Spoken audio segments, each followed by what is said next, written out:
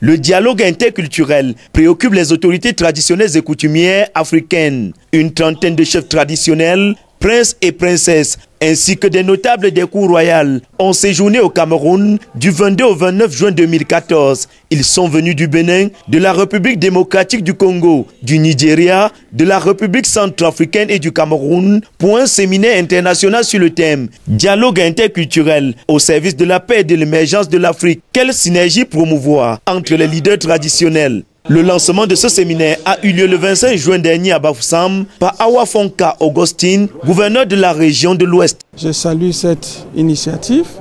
Je crois que c'est aussi l'occasion pour que les chefs traditionnels, comme ils sont venus, de mettre en place les stratégies pour lutter contre les phénomènes qui minent notre société aujourd'hui. De la leçon inaugurale donnée par le professeur Claude Abbé de l'Université catholique d'Afrique centrale sur le thème interculturalité, gestion de la convivialité et développement, à la restitution des résolutions finales, en passant par les travaux en atelier, il en ressort que les autorités traditionnelles et coutumières d'Afrique doivent se mettre en synergie, développer une coopération sud-sud pour lutter contre les différents fléaux qui minent notre continent afin de sortir l'Afrique de son sous-développement.